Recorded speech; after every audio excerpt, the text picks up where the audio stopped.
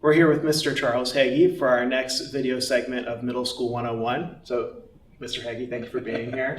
Thank you for having me. Yeah, we appreciate it. Great to see you, Chuck. So to get started, we just want to learn a little bit more about you with asking some favorite things. So first, tell us your favorite food. Favorite food is definitely Chicago deep dish pizza. Your favorite weekend activity? I don't know. I think working in the yard. Yeah. Yeah, I really like to work in the yard in my spare time. Okay. So. Your favorite vacation spot? Williamsburg, Virginia. Why is that? I actually took fifth grade classes there for years and years and gained a very in-depth knowledge of it, and I know people there. So okay. It's a wonderful, active archaeological dig and research location. Plus, it brings history to life. Yeah, it's a perfect place for kids. Okay, I think we might already know this, but your favorite school subject? History. Right, that's what we thought. U.S. Yes. or world, or what do you prefer? I love all history. I have a particular affinity for teaching about the Civil Rights Movement and Holocaust studies, the American Revolution, the Declaration of Independence, and how that's knitted together with the Bill of Rights and the Gettysburg Address, and how we're even now today trying to realize that new birth of freedom that was promised by President Lincoln in the Gettysburg Address. Okay. Sorry for the history lesson. No, we always appreciate your history lessons. Yeah. And how about an interesting fact about yourself? I, from about fourth grade, have been an aspiring cellist. Really? Yes, I play horribly, and I played horribly through later elementary school and middle school and high school, and even in college a little bit. Okay. But I'm still aspiring. That's great. As a musician. Yeah, that's great. So tell us how long you've worked at the Benjamin School and what your favorite part of it is. Great. Do I really have to tell you how long? We'd love to hear. Okay, so this is my 28th year. I'm entering my 28th year. And what I love about the Benjamin School is that from the moment I set foot on this campus, I guess it would be 29, almost 30 years ago, because I didn't come here right away. I knew this is where I wanted two things to happen. I wanted to spend my career here, and I wanted my children to go to school here and be educated at the Benjamin School. I've been to a lot of schools. I know a lot of schools. I've worked at several in my career. This is the best environment I've ever experienced for children to go to school. And you started as a fifth grade teacher, is that right? Yes, I was a high school teacher. Okay. And I had known some Benjamin School teachers. We had just moved down here from Indiana. And I was interviewing for jobs for high school positions. I wanted very much to continue my career as a history teacher. Someone brought me an application for a social studies position at the Benjamin School, and I assumed that it was a history job. Yeah. And when I was interviewing with the head of school at the time, I turned to him, Peter Graham, and I said, "Hey, these desks are awfully small." And he was like, "Don't worry about it.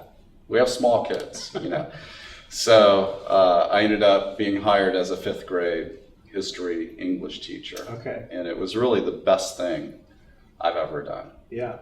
So in your current position as the head of middle school, it obviously encompasses quite a bit and a lot of responsibility. What would you say is your most important responsibility? Just taking care of the kids. I think I'm very concerned with environment and quality. So I want the kids, when they set foot on this campus, to have a quality experience. And that encompasses safety, the quality of the curriculum, the quality of the atmosphere in the classroom, the quality of contact kids have with their teachers and each other, the quality of community that we build, among ourselves, the quality of communication with parents and the relationships that we have. Yeah, that's great. I love it. Yeah. What would you say if a parent's first point of contact should be if they have a question about something happening at school? Well, I always say go to the teacher if it's something that has occurred in the classroom, because 99.5 5% of the time. The teacher can, clarify what occurred, Right. solve it right away. Right. Otherwise, just call me, and I'm happy to help. Yeah. And I love, Mrs. Lakaitis actually doesn't like it when I talk to parents because it can take up my whole day because I really enjoy talking to parents. Right. And it bumps things off of my schedule, but I would say just call me. Which is something that makes this school so special, is that you're accessible, readily accessible to parents. Yeah, Yeah. I actually love my contact with families, and I look forward to it each day. So advisory is one of our key components in the middle school. Talk about advisory a little bit and what students and parents could expect. Well, we always wanted the middle school to be a home away from home for our kids. And that advisory room is your home, So I love being an advisor because I get to adopt, 9, 10, or 11 kids a year. Right. And they can't get away from me. Right. So I'm checking grades, I'm intervening with teachers and coaches, I'm contacting parents, I'm building community with this group, I'm working with Coach Keller, who is the most hilarious advisor of all time, to create community service projects, and we're focusing on all the good things about school. Yeah. So advisory is where you go. And, that's another point of contact for parents. If you have any questions at all, that advisor also adopts the family. So parents can call that advisor right away. Right. And another aspect of communication we have is buck lines. And there's a lot of buck names around campus. So what is buck lines and how do they benefit parents? Well, to limit communication, I like to streamline my communication with parents as much as possible. So we send out a weekly e-blast on Friday. Okay. And that will typically have a letter from me, if it's pertinent. And more importantly, it's a catalog of everything that you need to know about middle school for the coming week. So there's a calendar there. There are announcements. That's where we'll post grades and honor rolls, any important information. Buck lines during remote learning was the key to communication with parents. If you don't see buck lines, you're missing out on so many important things, aspects of the middle school life. Right.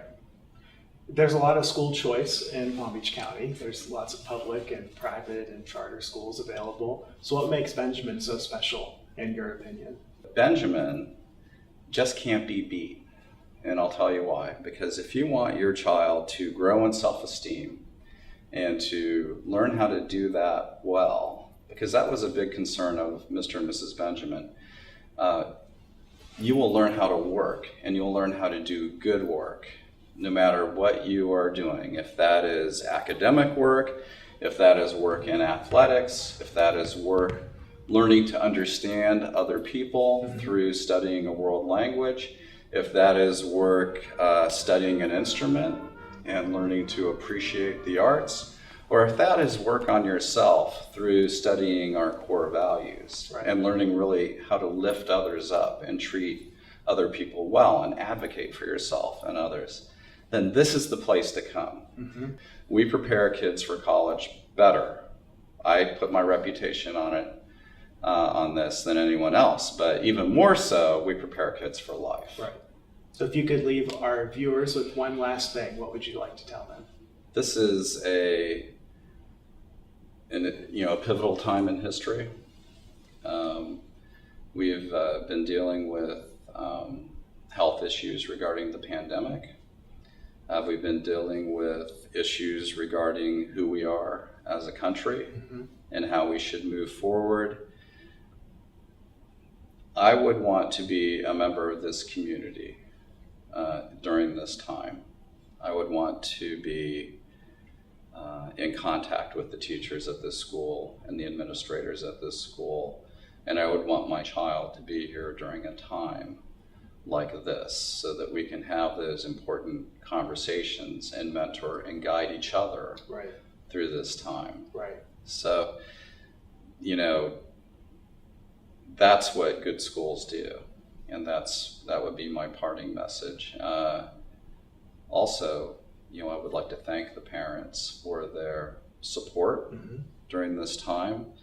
And I would like to thank them for sharing, what is most valuable in all of our lives, our children. So Right. thank you, parents, for sharing your children with us, because they're the real joy of our lives. And I can't tell you how lonely I've been without kids on campus. I'm Yeah. basically, a 54-year-old, 14-year-old, and it's no fun around here with people my own age. Right.